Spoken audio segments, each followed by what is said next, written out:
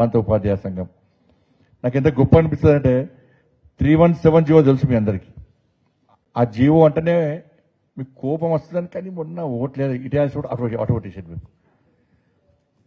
కోపం వచ్చింది 317 జీవో అంటే మీ అందరికీ, కానీ ఓటు వేసేటప్పుడు ఎందుకో మేము గుర్తురాలే. మరి అప్పుడు డిఎల్ గుర్తొచ్చినాయి, టీఎల్ గుర్తొచ్చినాయి మీకు. ఇప్పుడు నా డిఎల్ ఇచ్చిరా మీకు? డిఎల్ ఇచ్చిరా? నా డిఎల్ ఇచ్చిరా? అవి గుద్దింది రోడ్డు. కోపంతో ఇటు గుద్దాల్సిన కూడా అడుగుతారు కదా. ఎవరు రావడం వాళ్ళు ఇప్పుడు ఏమైంది పరిస్థితి? ఇప్పుడు పెనమికలు పోయిన ఒకటి అయిపోయింది. డిఎల్ వచ్చినాయి మీకు? రాలే. పిఆర్సీ ఇచ్చిరా? ఇవ్వలే.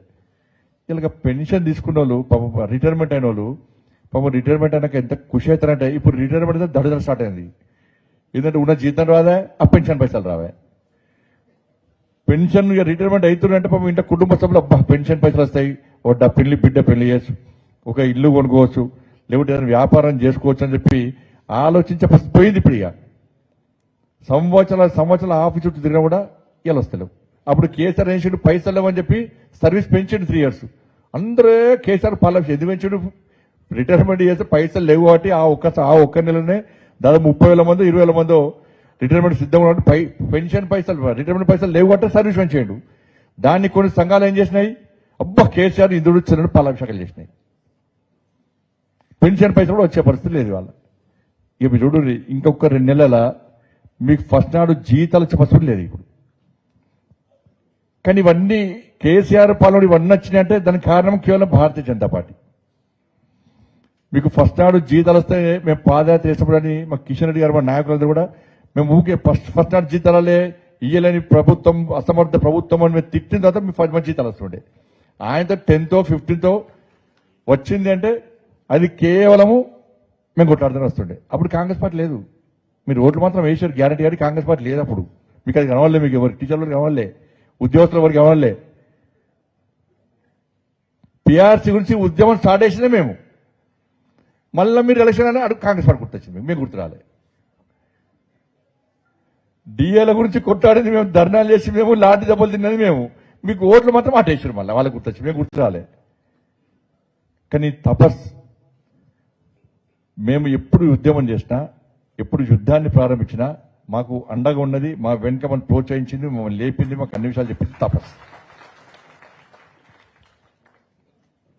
ఇలా సంఘాలన్నీ కూడా ఆ రోజు కేసీఆర్ అడుగులకు మద్దతు, కేసీఆర్ మోచేతి నీళ్లు దాగి, కేసీఆర్ చేత దావతులు కక్కుర్తిపడి ఇవాళ ఉపాధ్యాయులను మోసం చేసిన సంఘాలు ఇవాళ సమాజంలో పట్టున్నాయి. వాళ్ళు ఉపాధ్యాయ సమాజం ఆలోచించాలి.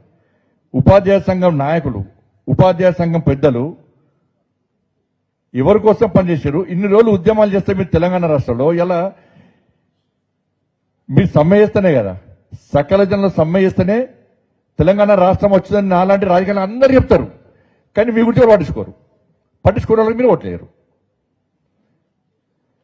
సకల జన సమ్మె చేసినారు, బ్రహ్మాండంగా చేసిన ఉపాధ్యాయులు ఉద్యోగులు లేకుండా తెలంగాణ ఎక్కడితే మనమే అంటాం. వాస్తవం కూడా అది.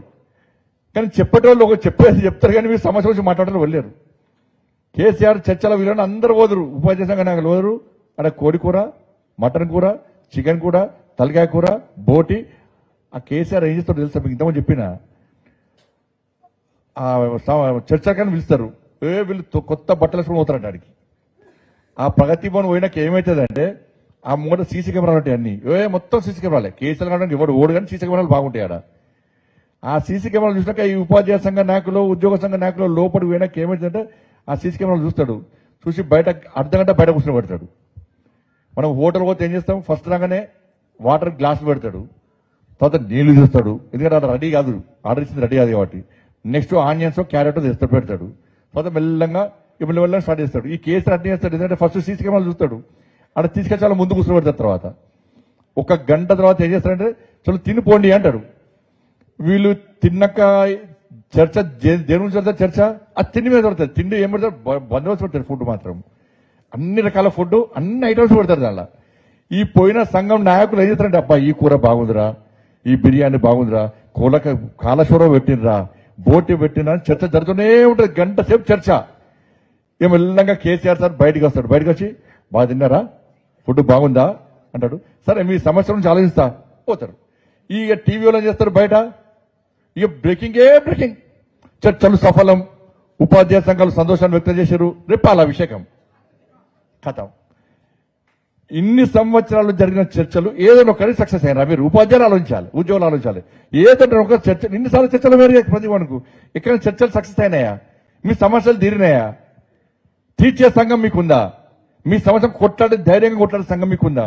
అరే 317 జీవో అప్పుడు ఏ సంఘం రాలే అన్న మీదకి ఏ సంఘం తప్పదు తప్ప ఏ సంఘం నేను మా పార్టీ కార్యకర్తలందరం కూడా నా పార్లమెంట్ ఆఫీస్ లో కొట్లాడుతుంటే కేవలం నా ముందు కనబడ్డది తప్ప జెండా తప్ప వేరే జెండాలు కనబడలే. నాకు వేరే జెండా కనబడలే.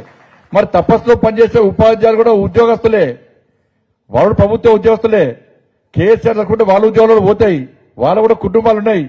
కానీ తపస్సు సంఘం నాయకులు ఎక్కడ కూడా వాళ్ళ ఉద్యోగాల గురించి ఆలోచించలే, వాళ్ళ కుటుంబం గురించి ఆలోచించలే. అరే మా ఉద్యోగాలు పోతావోని, మా కుటుంబాలు పోతావోని. మేము తపస్సులో ఉన్నదే నేను ముఖ్యం కాదు, నా కుటుంబం ముఖ్యం కాదు, ఈ ఉపాధ్యాయ సమాజం ముఖ్యం, వాళ్ళ కోసం కొట్లాడతామని చెప్పి అన్నిటి తెగించి వచ్చిన వాళ్ళే తపస్సు.